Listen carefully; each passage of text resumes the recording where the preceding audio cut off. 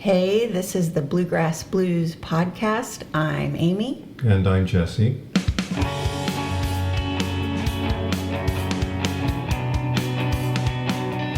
Okay, this week we're going to do something different. We're not going to start with politics, although we will probably get into politics somewhere along the line. But let's talk about the arts, because the arts is a big deal in Kentucky, and there are a lot of artistic things going on here, both in terms of textiles and museums, and also, what else? Textiles, museums, and Music. Music, that's right. So, we're a week from the Derby, and let's talk about the Derby because that happened. That was a big event. It always is a big event in Kentucky, especially in Louisville. You know, the Derby is kind of like having the Super Bowl in your own city every year. It's like a guaranteed Super Bowl or a guaranteed World Series in Louisville. And people come from all over the world. And some of the things that, you go to the Derby, you see the nice fashions, people are dressed up really nicely, the horses are looking really good. But there seems to be something missing from the Derby, and I'm going to get into the ugliness of it, and that's the fact that there are no black jockeys in the Derby. And that's really interesting, because if you go back to the beginning of the Kentucky Derby, when it started out, there were black jockeys all over the place because they were like just the major contributors to horse racing. It was part of the world of slavery. And I think right at the beginning, if you look at the first probably couple of decades of the Derby, it was dominated by black jockeys. And the reason I'm talking about black jockeys is because there's an exhibit today at the, what's it called? The Kentucky Center for African American Heritage. Right, and it's called The Quilts of Dr. Eugene Poole Jr. And what it is just huge quilts, all featuring black jockeys from the 1800s and 1900s. And if you look at the Kentucky Derby's history, like black jockeys were just a significant part of the event. I've read that when the first probably 30 races were run, more than half of them were won by black jockeys. And then they kind of disappeared. But let's talk about the exhibit first of all.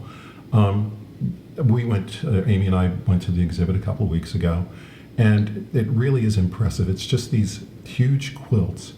And this person named Dr. Eugene Poole put them together. He sewed them, and they just feature black jockeys from the beginning of the Kentucky Derby's heritage. And he's from Western Kentucky, and he said his inspiration was his granddad, who was a tailor in the small town that he grew up in, and that's how he got started with fiber arts. That's interesting, and it really is an impressive exhibit. I don't think it cost anything to get into it. No, free. It's just a free exhibit in the West End, and there I think at least 15 quilts there. And the thing about the quilts too is that they're all for sale. So if you have tens of thousands of dollars, you can buy yourself a quilt, or just for exhibit purposes. Not tens of thousands per quilt. Oh, well, let's see. I do have the prices here, and like one of them goes for $10,000, another goes for $17,000. So, okay,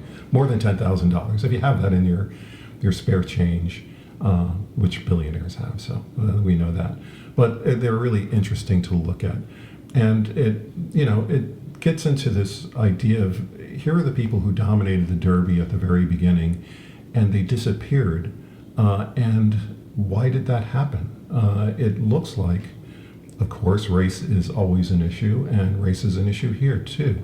Ebony Magazine did a piece back in earlier this month on where did all the black jockeys go, and it was because of Jim Crow laws that at the turn of the century, just black jockeys were being phased out of the sport. There was the ideologies of white horse owners and trainers, and then there were white jockeys who were like committing violence against the black jockeys. So they just disappeared from the sport, and there was something I read where it said that probably that there were no black jockeys at the Derby between 1921 and 2000, which is just, that's 80 years, and they had just been erased from the sport.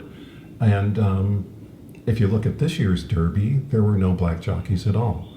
So, it kind of illustrates that there has been discrimination at the Derby, which is reflected just in the fact that there are no blacks working on the grounds, or if they're working on the grounds, they're doing like custodial kind of stuff. They're not doing.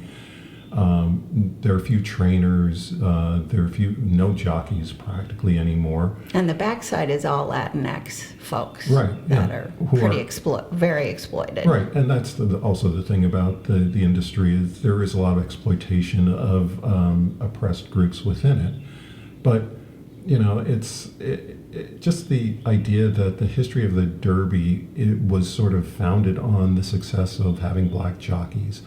And I don't know if there are any black horse owners, but I'm sure there must have been over the years, but I don't think there are very many, because as we've said before, the Derby is a sport for very rich people. And, you go to the Derby, you spend thousands of dollars to an infield ticket when I was younger, it might have been $20. Now, if you're going in the infield, no seat, you'll have to pay $350. And you really don't see the race from the infield. It's not about the race. No, getting in the infield in the Derby is just about having a party, getting drunk, and I have some bad stories about experiencing drunk people at the Derby. But, I'll tell my story about the drunk people at the Derby. I spent a bunch of money several years ago to go to the Derby, and the people sitting in the box next to us, and we spent thousands of dollars for our box. The people in the box next to us just started drinking from the first race of the day through the whole day. And, when people get drunk, they get loud and they get obnoxious. And so these people have been drinking all day. It was like, okay, we're going to tolerate this because, yes, it's a good time. Everybody's having fun. Mint juleps and all. They're so tasty. Yes, they are. And, after hours of listening to them, just be obnoxious, the actual Kentucky Derby is run, and they started throwing up in the box next to us at the beginning of the race, and they didn't stop until the end of the race. So, it's like, you spend thousands of dollars to go to the Derby, and you just have to deal with that. But that's just my experience. I'm not going to any more Derbies unless someone buys a ticket for me. Well, and I wanted to mention Hunter S. Thompson's article entitled "The Kentucky Derby is Decadent and Depraved." It was published in June of 1970 about the Derby, and it really marked the birth of gonzo journalism, which he started. And his article focuses less on the actual race itself and more on the depravity that surrounds the event. And he describes the atmosphere as one of drunken excess and moral decay, which he saw as a reflection of the broader cultural issues of the time. Well, fast forward, it doesn't seem like it's changed that much. Right, and he wrote this during the Nixon administration, so he had this fixation about Nixon being evil, and we have this now fixation about another president being evil. But it's just interesting to see that things haven't changed. It's like that was written back in the 1970s, and right. we're 50 years later, and it's still decadent and depraved. And I also want to mention another piece of historical racism, but My Old Kentucky Home has been sung, the history of the song, it was sung frequently in minstrel shows by white men wearing blackface. And it has been sung at every Kentucky Derby since 1930. What do you think that says? Well, for one, it's the state song, so you have to keep that in mind. But it's also, if you watch the broadcast of the Derby, and I've watched it for the past couple of years, because, being in Louisville, I have to watch the Derby. But every time they start singing My Old Kentucky Home, the the commentator for the event is saying, this has a very charged history, or, it's like they don't want to say, oh, this is considered a racist song, because it's about living on a plantation. It's about a slave who's been sold from his plantation and had to leave his family behind, because in the days of slavery, that's what happened. Families were broken up. And so he was singing about the slave in the song is singing about missing his old Kentucky home, because that's where his family was, not because it's like the land of opportunity or the land of freedom. It's just I've been taken away from my family. I wish I was with my family, and it was in Kentucky. But it's sung every year at the Derby, and there is a history to it that can be offensive to people, but it's something that's, there's this idea of tradition, and you have to maintain traditions, even when traditions are not pleasant. And that's kind of a very strange approach to looking at things. But, there's also the idea of horse racing in general. And, these are, when you look at it, these are 3-year-olds, and horses at 3-year-old, they're babies essentially. But maybe someone translates this to dog years, like 3 years for a horse is 7 years for a human. I don't know. Yeah, and I did some research on this, and according to HISA, that's the Horse Racing Integrity and Safety Authority, more horses die training on racetracks in Kentucky than anywhere else. This barely made the news, but 3-year-old gelding Valley of Fire fractured both front legs during morning training on April 24th and was immediately euthanized just 9 days before the Kentucky Derby. And in 2024, 161 horses died in training, 15 in Kentucky, and 6 at Churchill Downs. And again, these are 2- and 3-year-old horses. I mean, can you imagine if this happened to human babies? What about the sanctity of life and all the things? Yeah, and this is, horses are, their legs are, you look at their legs, they're very spindly, and these are on 1,000-pound animals. So, one misstep, or it always scares me when I watch something like the Derby, which has more horses in it than most races. Like, I've been to racetracks, and a race might have 4 or 5 horses, and the Kentucky Derby has almost 20 horses running at once. And you look at them coming out of the starting gate, and they're all converging on looking for the best position, and I just don't know how you don't see more like tumbling and more horses getting hurt and more jockeys getting hurt. And the fact is that the winning jockey in this year's Kentucky Derby was hurt a few weeks earlier, and they were questioning whether he'd be able to ride because he had an accident on his horse. So, and I don't know, but there are people who say, well, these horses are bred for running and they love to run and all this other stuff. And, it's like, it's in their nature, and you look at them and it's beautiful to watch them run. And it is beautiful to watch them run when they're by themselves. But if they are having so much fun running, and if it's like they're enjoying themselves, why do you see in the back stretch when they're going toward the finish line, the jockeys whipping them as hard as they can to get more out of them? That doesn't seem like, someone having fun. That seems like they're being forced to do something that they wouldn't ordinarily be doing. So. Exactly. And, institutional racism, it's not for poor people. This is an event for rich white people. Let's be very clear about this. And interestingly, an irony is that Churchill Downs planned nearly $1 billion expansion, which is now on hold due to Trump's tariffs. So I guess even rich white people can't have nice things sometimes. Yeah, well, with the tariffs, technically, the rich white people could pay for it themselves. Yeah. And, as investors.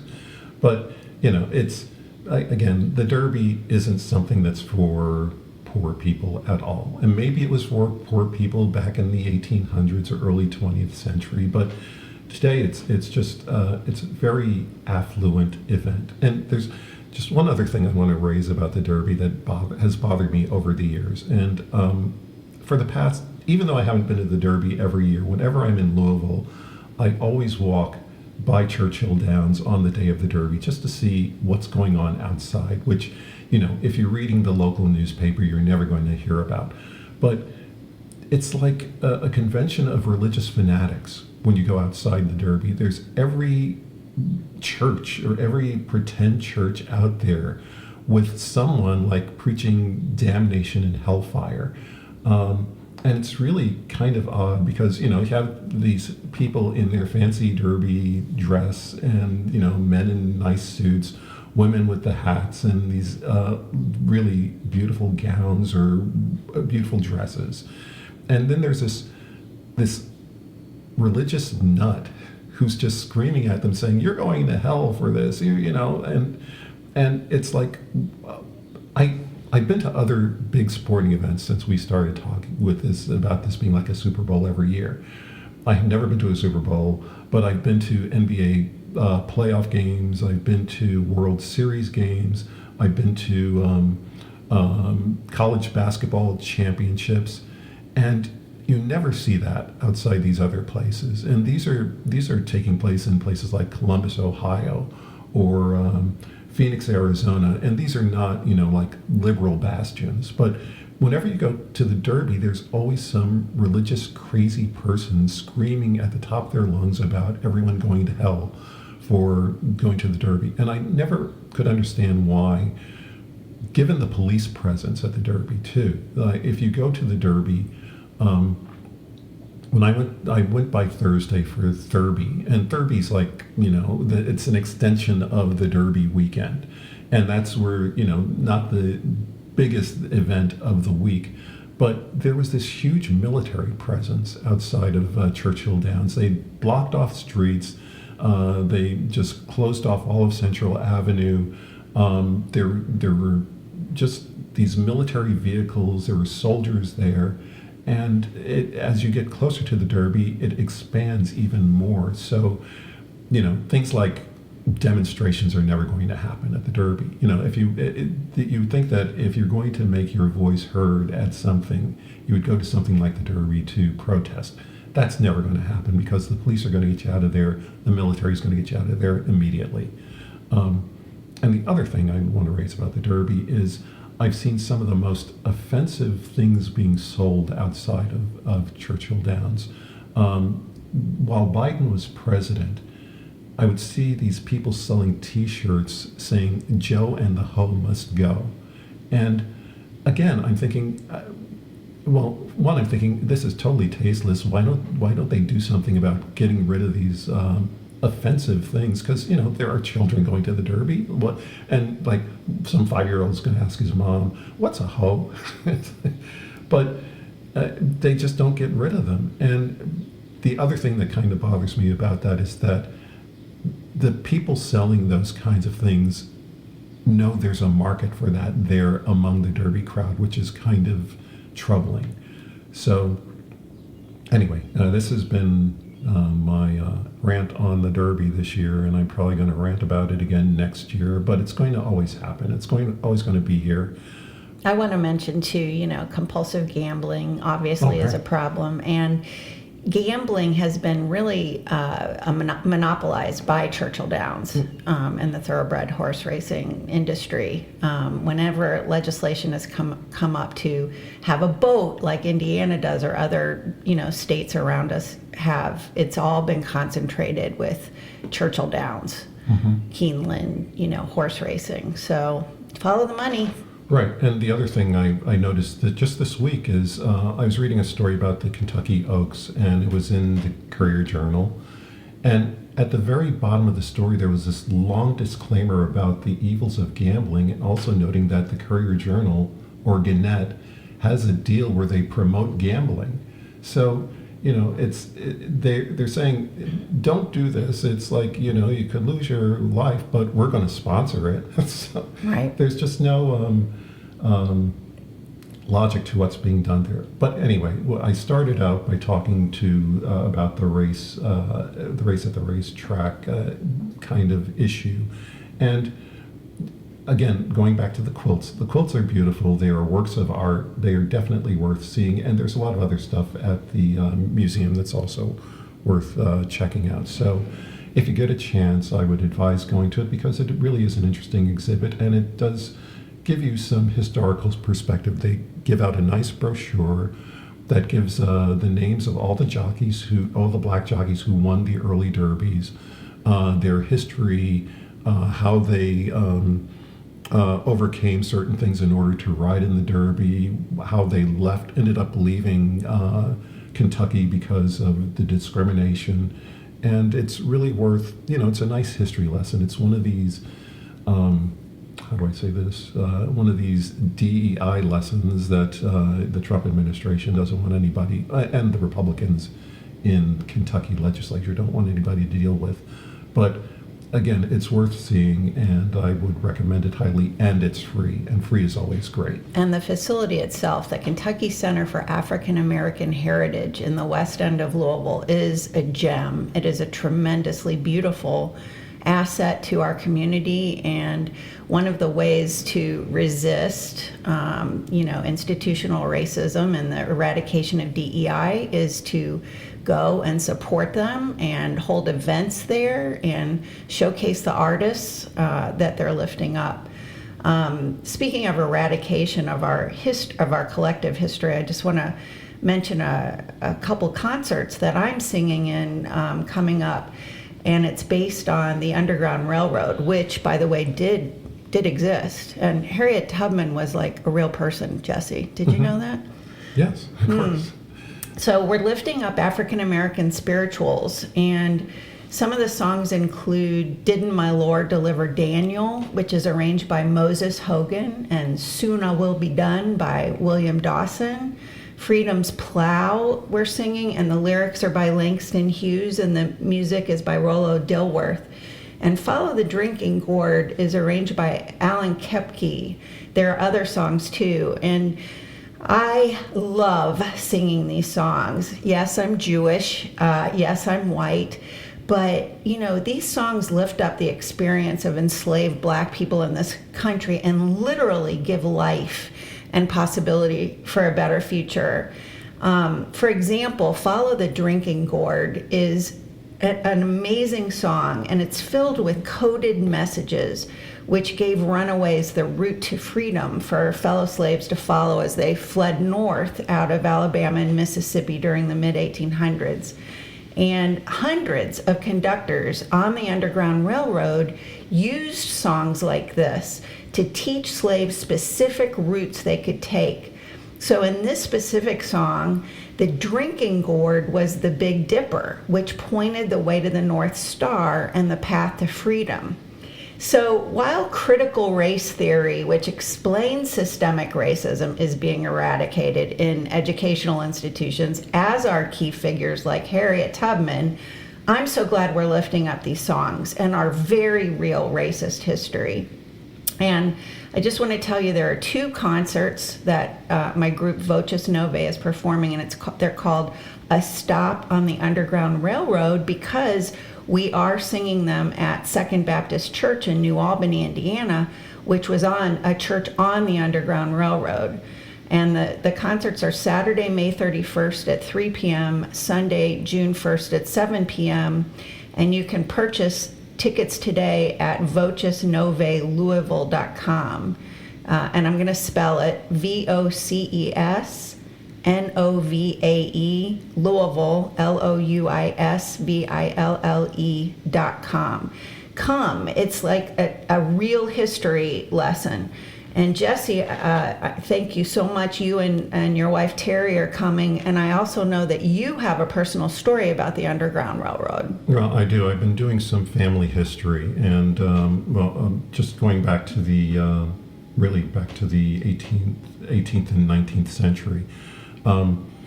The Underground Railroad actually has played a role in my family's life. My third great-grandfather was a slave owner. one of his slaves was the woman he had 11 children with. He was a bachelor. They had 11 children, and it was really his family. This was in Virginia now, West Virginia. And when he died, I believe it's 1843, on the day he died, he realized he didn't have a will, and he wanted to free his family. And it was treated as his family, because I've seen the transcript of the trial that followed on the contestation of the will.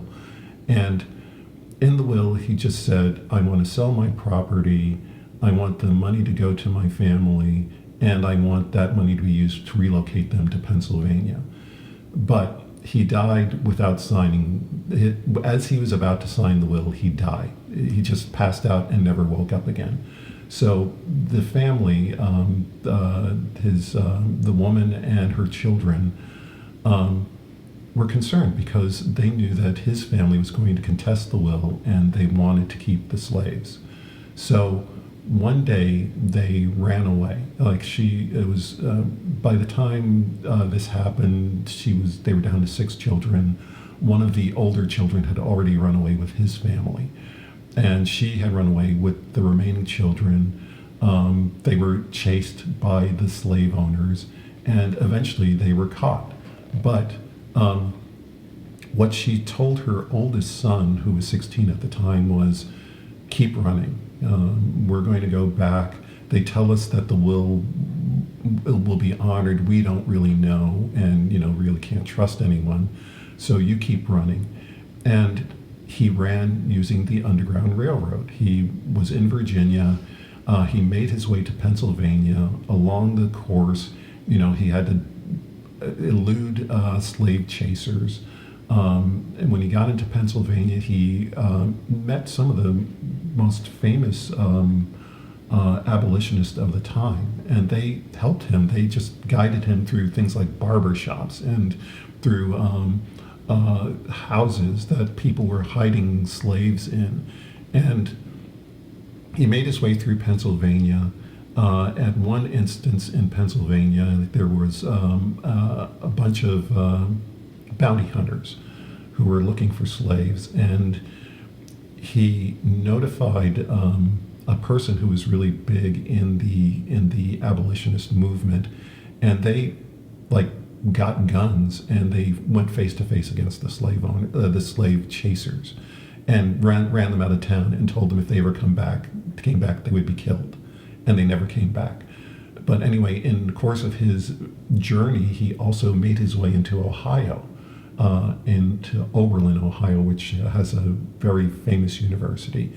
And one of the things about Oberlin University was that it was originated by essentially kids who left another school that refused to talk about abolition. And they went to Oberlin, and a new school was formed. They were abolitionist. It was one of the first schools to also admit women. And so he managed to get his way to Oberlin, and they protected him there as well. Now, the reason I know this is because, number one, I know about the contestation of the will because that went all the way to the Virginia Supreme Court. And I have a transcript of that case. And I know about the Underground Railroad journey because the runaway wrote a book, and he detailed how he got through Virginia with help of people, and through Pennsylvania with the help of people, and into Ohio. And he eventually made his way to Canada, because if you went into Ohio, you would get toward the Lake Erie. And that was an access point where you could get a ferry from Cleveland to Canada. So he made his way to Canada. Eventually he found out that his family did win the court case. And so he came back to the United States realizing he was a free man, but he still was involved in he still made friends among these abolitionists, and they are very important people in history. I'm going to compile all this into sort of family history, and hopefully I can pass it off as a book at some time. And you raised the issue, Amy, about Harriet Tubman. The Pulitzer Prize for History this year was awarded to a book about Harriet Tubman. It was called Combee, Harriet Tubman, the Combahee River Raid, and Black Freedom During the Civil War. And in this book, it talked about a slave rebellion where almost 800 enslaved people were freed in one day because of the strategy that Harriet Tubman had put together to get them out of slavery, and the help of people like the Underground Railroad and the abolitionist movement and all the important things that happened pre-Civil War. So, it is a part of history. Again, this goes back into the arts again, where we're talking about, reflecting this in music and reflecting this in textiles and reflecting this in literature. So all these things are things that we can maintain, or we can keep. There's a record of history that's not going to be suppressed by forces that want to suppress these histories. So I would recommend that book. If I ever write my book, I would recommend my book. But these are things just to be aware of, and things that we can keep up with in terms of, just racial relations, what history has been, how it has treated people, and things that you shouldn't forget even though people want you to forget them, like the Kentucky legislature passing laws that are erasing anything referring to DEI, diversity, equity, and inclusion in the Commonwealth, where they're trying not to teach children about history. The reason they give is that they don't want white children to feel bad about themselves, which to me says that, that's to me kind of a racist statement, because it's saying that being called a racist is worse than being the victim of racism, which, it just doesn't make any sense. But anyway, those are a couple of things that we've been looking at and following. And I just wanted to mention too that, these things do illuminate our history as a country. And I think for a lot of us who were grieving the loss of what we perceived as our democracy with this, authoritarian regime that's trying to take control right now, it's important for us to really understand the roots and history of this country. It's not great, right? So yeah, we're losing a lot, but there's still a long way to go. Right. Yeah. But this is also something that we can't forget. Right. You don't erase history because history repeats itself, and what we're going through now, to me, is a repetition of history, because this is. I grew up during the civil rights era. I'm going to be 70 very soon, and I remember watching on TV the dogs being sicked on children in Selma, and the fire hoses being turned on people. And I remember looking at old copies of Jet and Ebony magazine on the Emmett Till murders. And I remember the civil rights workers who were killed in the South, the three civil rights workers, one of whom was sort of a protector of Robert Reich, the former Commerce Secretary.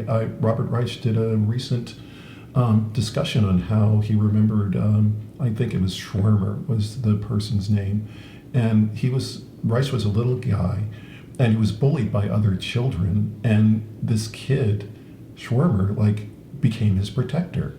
And, that shows that there are people who are looking out for people who are being abused, or people who are being bullied, or people who are being oppressed. And these people they can't be forgotten in history, even though that's the intention of what a lot of things are, in terms of the education system, especially in conservative areas, is trying to do. Let's hide the books that talk about the days of slavery. Let's pretend that My Old Kentucky Home is a song about, longing, just, how great it is to be in Kentucky and how much I miss being there, when it's actually a song about a person who's been oppressed and trying to reunite with his family.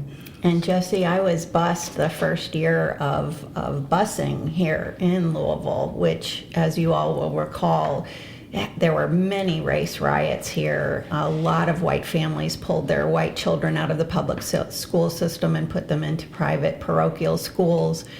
And, of course, even today, we still are discussing whether, busing is the right thing to do, or people should have their neighborhood schools, and whether integration of education even works. But I wanted to kind of segue into, again, this history of suppression, and we've been talking about for Black folks, right? And there's a really good exhibit at the Speed Museum right now that Jesse's been to. I'm going to tomorrow. And it talks about women. Jesse, why don't you tell us a little bit about the exhibit? Right. The exhibit's called Brilliant Exiles, American Women in Paris, 1900 to 1939. And the history of it is that there were a lot of women in the United States who, this is like around the time where women couldn't vote and they didn't have rights, and they were always, just told to be nice housewives and be quiet. But there are women, these artists, who were not able to express their vision or express their art in the United States. And what they did was they went to Paris. And, for all the criticism that people have against France, I really like France. I think it's a great place, and it was super tolerant back in the day, in the early 20th century. And so these women who could not be represented, or who were not able to present their visions, just went to Paris to thrive. And I'm just going to read some names of the women who are featured in this. There's Josephine Baker, who is this famous Black woman dancer who was just adored in Paris. There was Isadora Duncan, the famous ballet dancer. Zelda Fitzgerald, who, F. Scott Fitzgerald's wife, but in the American interpretation of her, she was seen as like this crazy woman who, Scott had to calm down because she had the vapors, or whatever they called it back then. Let's see who else is here. Peggy Guggenheim, that's like the Guggenheim fortune of New York. The fact that a rich woman could not find her voice. A rich white woman. Yeah, in the United States, and had to go to Paris to thrive is just amazing. There's also Edna St. Vincent Millay, the poet. There's Anais Nin, one of the great writers of fiction back in the early 20th century. Catherine Ann Porter. Also, Gertrude Stein essentially helped the modern art movement thrive, because people would go to her salon and just, talk about the arts. And if you go to any museum, you'll see like a portrait of Gertrude Stein done by Pablo Picasso. Those are the people she was hanging around Black with. women, queer women. Right. Ethel Waters, one of the great singers and entertainers in American history, was also there. And Anna May Wong, who is this famous Chinese actress back in the, again, in the early 20th century.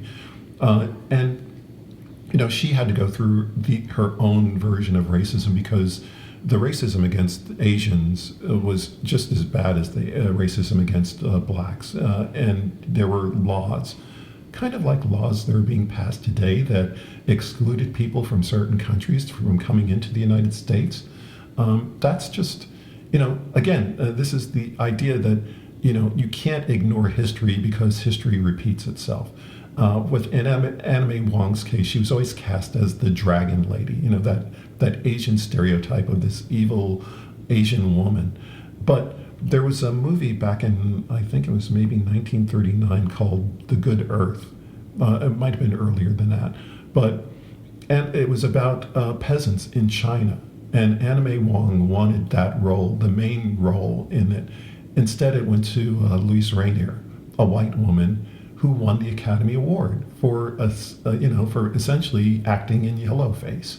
So, these women who could have thrived, could have contributed greatly to American culture, had to go outside of the country in order to express their art and to express their visions.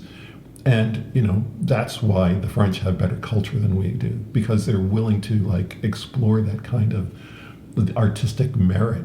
Whereas here, we just believe in oppressing the arts in order to create a certain narrative that excludes minorities and women. And we're at that phase again, and again, we're going to refer back to the DEI, anti-DEI moves, where these are just efforts to deny people their humanity, their art, their contributions to what our culture is and to the improvement of our lifestyles. So this exhibit is really great. It's the best thing I've seen at the Speed Museum, and I'm a member. I go there regularly, and it's sponsored by the Smithsonian Institution. It comes from the National Portrait Gallery, which is my favorite museum in the world. It's in Washington, D.C. It's free, and it's just portraits of Americans, or portraits of anyone in the world who has contributed to the improvement of culture. It's got a lot of American history in it, but it's got this great section on the presidents, just the history of the presidents, and they're sponsoring this exhibit at the Speed, which, coming back to today, the Trump administration is cutting money to the arts. They're cutting money for exhibits like this, and it's just this. I don't know what did Donald Trump put some weird painting of himself with Republican presidents in the White House, or he did something weird. Now, he's always doing something weird. He was the Pope before. Yeah, his idea of art is, here I am as a Pope, and here I am as an action figure, and he sold those stupid I don't know what they're called, but it's like these electronic portraits for ridiculous amounts of money, but they're essentially Donald Trump as action figure, and that's the kind of art he wants in.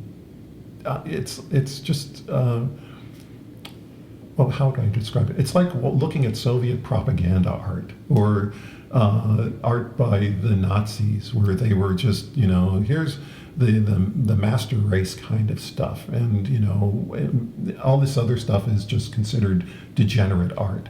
So. These are the things that we have to be aware of. There is an attack on the arts. There are museums that do need our help. As I said, I'm a member of the Speed Museum, so I'm contributing to that regularly. I've also memberships in other museums, but it's this kind of thing where someone has to sponsor these events or sponsor these cultural reminders. Because otherwise they're going to disappear, and we're going to be stuck with bad art and no history. So those are the kind of things I'm kind of worried about in terms of just the attack on the arts. What about writing? We were talking a bit while we were preparing about the Pulitzer Prizes. All right, yeah. Well, that's another thing. As I just said earlier, the Pulitzer Prize for History went to this book on Harriet Tubman. But if you look at the news Pulitzer Prizes this year, there's something there that bothers me a lot as well. And it's a reflection of what everyone criticized as the media elite, what I would describe as the Acela corridor media that goes from New York to Washington, D.C. Why is it called Acela? Because there's an Amtrak train. The fastest Amtrak train is the Acela, and it goes from Boston to Washington. And a trip that would have taken 4 hours now takes maybe 2.5 to 3 hours. And I've been on the Acela; it's a great train. But it's also where it's the train that Joe Biden would ride from Delaware down to D.C. If you look at any of David Brooks's columns, those are when he writes about visiting D.C., he'll talk about the Acela corridor. But anyway, what happened this year in the Pulitzer Prizes was that there were 15 news awards given. Of those 15, 13 were either publications in New York or publications in Washington. And I think of the two that didn't go to the New York or Washington ones, one was given to the Houston newspaper for its editorials, and the other was given to Reuters, which is a London-based news organization. So to me, this is saying that the judges of the Pulitzer don't think there's any good journalism going on in the rest of America. And I just walked through, I looked through the winners, and then I looked through the finalists. And the finalists were like, the Boston Globe was nominated for was a finalist for 3 prizes. The San Francisco Chronicle, which I worked for for the past 3 years, it was a finalist for 2 prizes. There was papers in Raleigh, North Carolina were finalists. Seattle and Los Angeles and San Diego were also finalists for Pulitzer Prizes. And it bothers me that the judges of the Pulitzers decided that the only journalism worth reading was in the New York or Washington corridor. That's just one of the things about the Pulitzer Prizes, which I know from experience, is that the New York Times is always going to get 2 or 3. That's just given because it's given by Columbia University, and I'm sure the Times is a sponsor. And the others, the New Yorker got a bunch of prizes. ProPublica, which is based in New York, got a prize. Washington Post got a couple of prizes.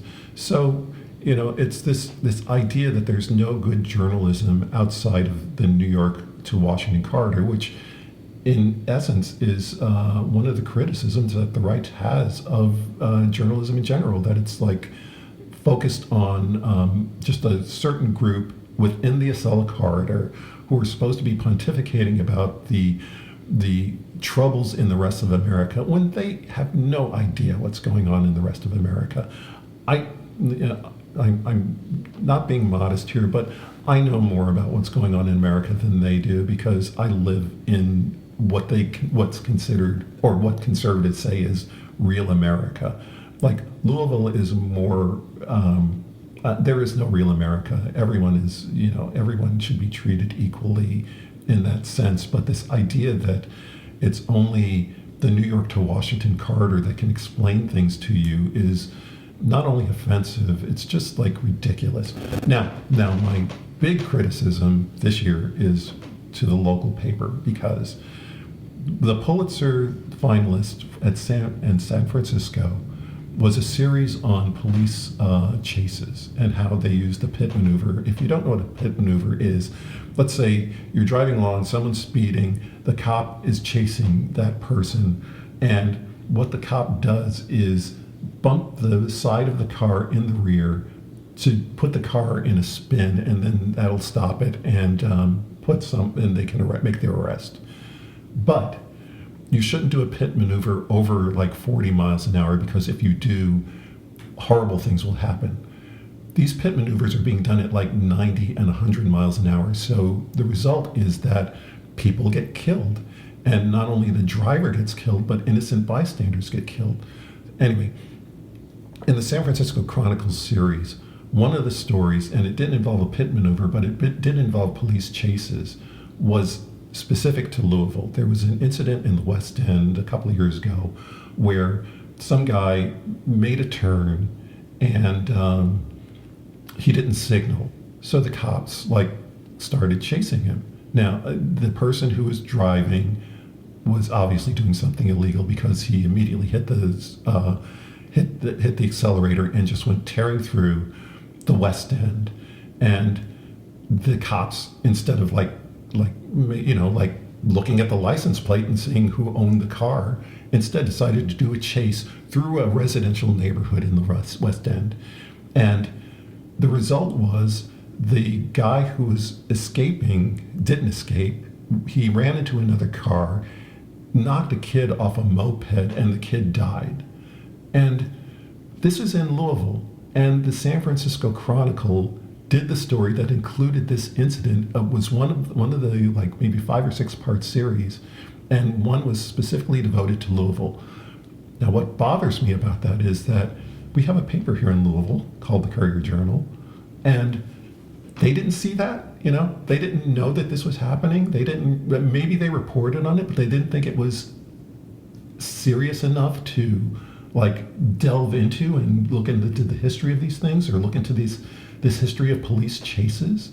And it's, it really is bothersome that a paper in California can find a story that specifically applies to this city, and the local paper doesn't cover it. Or maybe they covered it, but they covered it in the sense that, oh, this bad thing happened, and that's it, and we don't have to look into it anymore. Now, I'm sure they'll say that they did, and maybe I should just look in their history to see what they've done, but it's not right that a newspaper can come from out of town and discover a story that you should have had, or you should have dominated.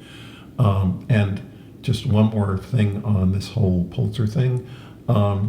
This is the second time I've realized that the Courier-Journal lost out on a Pulitzer on a story that was something they should have had. And it was when I was working here in Louisville, and when Gannett took over. That was a huge story. It's just the whole family dynamic, the Bingham fight. And to me, it was this sense of, oh, the children were fighting over a toy and Dad decided to take it away from them. So that story, which was not reported in the Courier-Journal, no background on what happened, why it was going on. The New York Times did the story on it, and they won the Pulitzer Prize for it. So, if you can't recognize the importance of a story in your own community, I think that's a huge shortcoming. It gives me the sense that there are certain things that they're not reporting that can actually like prevent bad things from happening. Like if you report about police chases, or you report about the way the police have acted in the city, does something like a Breonna Taylor happen? If you have a news organization that's focusing on the importance or the shortcomings of what's going on in their area. But that's just my rant against the Courier today. I'm sure I'll have another rant in a couple of weeks. But anyway. So, Jesse, I just want to ask you, is this about following the money? Is this about the corporatization of newspaper journalism? Why is it that the folks that you mentioned are on the coast for the Pulitzer Prize? I heard all coastal states. It wasn't even coastal; it was all East Coast. Well, but you had West Coast recommendations too. I heard nothing sort of in flyover country, really. Nothing in the middle of the country now, and except for Houston. Right. But the thing about Houston was that it won the Pulitzer Prize a couple of years ago for the same category. So I'm sure the judges were sitting there going, oh, we gave it to them a couple of years ago. Let's give it to them again and show that we're actually looking at stuff outside of the New York-Washington corridor. But I think there's probably part of it is the domination of the corporations in the New York area. I mean, Gannett is in the D.C. area. That's based in D.C. The San Francisco paper is owned by a New York corporation, and the Courier, I think the other papers in this state are not owned locally, but owned by people in other states who don't live here and who don't really know anything about what's here. You read the stories about journalists from the big newspapers coming fly into some city and go to the diner and talk to the various people at the diner about what's really going on in America. Well, why don't you just have people in America or newspapers in America telling you what's happening? And there's what was it? There's this. Well, okay. When I started out in journalism, I worked for a chain that was owned by the New York Times. And this was like my first newspaper. It was in Central Florida. And the reason I went to this paper was because I saw it was owned by the New York Times, and I thought, oh, this is their farm team. They're cultivating people in their other smaller newspapers, and they're going to like get them through the ranks and get them eventually to the big paper. But that wasn't the case. It was simply a money grab. You get as much money as you can out of these smaller papers, send it to New York to expand the reach and the scope of the New York Times, and to hell with what's going on in these other communities.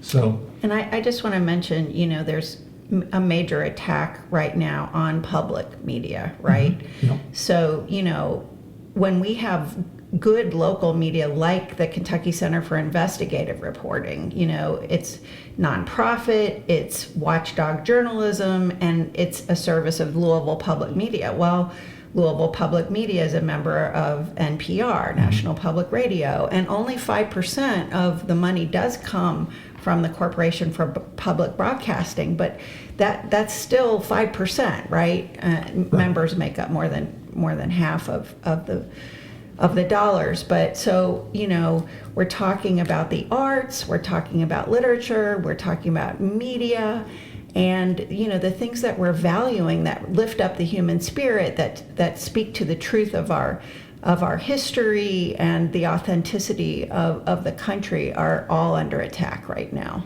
Right. And I should point out that the Courier did win a Pulitzer Prize a few years ago because of what Matt Bevin was doing in terms of giving pardons to people who shouldn't have gotten pardons. And, I was really happy to see that when it happened all those years ago. And well, it really wasn't, maybe it was in the past 5 years or so. But the result, you would think that Gannett would oh, okay, the Courier Journal just won this Pulitzer Prize. Let's put more money in there. Let's expand their staff because they know what they're doing. Instead, they kept cutting staff, and the person who was executive editor left. He just took the buyout because Gannett was offering buyouts, and it showed that it really didn't care about the quality of the journalism that its own news organization was producing. Something that it should be something that they could take and they put in their promotional material, which they did. That our Gannett papers have won X number of Pulitzer Prizes. Instead, they just take the money. They shrink staff, as I said last week. It's fewer than 50 journalists at the Courier Journal now, when it was hundreds when I worked here in the 80s. And it's just there's no desire, it seems, for quality. I think it's more of a desire in the corporate structure for how am I going to get my bonus this year? What am I going to do to get my salary? This is in the executive ranks. And if I bring in the numbers, that means that I'll get a high 5-figure bonus or a low 6-figure bonus plus my stock options, instead of putting that money back into the journalism and helping people understand what's going on in the country. And if people understood what was going on, maybe we have a different political situation than we do now. It just depends. But I'm maybe giving too much credit to news organizations, because the people who have owned newspapers have been rich people. And rich people have their own interest. And if the interest of the community happen to coincide with that, then they're all for it. But if it goes against their interest, then they're going to do things to suppress it. The old adage or the old reality was that if a newspaper did something about a business doing something that hurt people, the business owner would contact the newspaper, and the reporter would be told to either lay off, or if the paper were a good paper, the reporter would be told, keep getting them. So I just want to, we are in a day and age of feeling pretty overwhelmed by a lot of this information. And I just want to come back to what we can do. We're lifting up the arts. We're lifting up ways for us to show up and participate and support arts. Many of us are writing to our legislators about public media, and I did get a letter back from my Congressman Morgan McGarvey that he is a champion of public media. So there are many things for us to do. Go show up, come to our concerts, go to the Speed Museum and see this amazing exhibit. Be a member of Louisville Public Media and KET and other really good stations in the state. Yeah, we're members, so it improves the quality of life here. These places do offer like days where you can go in free and to see things. I think the Speed Museum is free on Sundays, and it's great to just go to the museum sometime, take your kids, and learn something. Learn something about the arts. The museums in Washington are free. If you're going on vacation and you want to like have a cultural vacation, go to DC and just take advantage of all the free museums there. Other museums are. I go to New York museums, but they're very expensive. But the Washington museums, I think, are the best to go to. Just need to pay for lodging. Yeah. That's kind of high. But that's so the you downside. take the subway in. But or go into like Virginia or Maryland right. and just commute there. But right. it's worth doing. So I want to segue to making some corrections from our last podcast. I erroneously called Tim Kaine Tim McCain. I apologize, Senator. Okay, remember that Tim Kaine was the person who ran for vice president with Hillary Clinton? Yeah, good guy. Yeah, and not to be confused with John McCain, who ran against Barack Obama. Right. And anything from you, Jesse? I think I've said everything I can say for this week, and we have an hour-long episode this week. Wow. So let's keep this up. Let's see, our next podcast will be in 2 weeks. So hopefully people will keep listening to us and take advantage of the museums and the arts that we talked about today, because this is stuff that it's good for your kids, it's good for you, and it just is something that... It's good for the spirit. Yeah. So let's do that. See ya. So long. Our closing music is by John Chamberlain.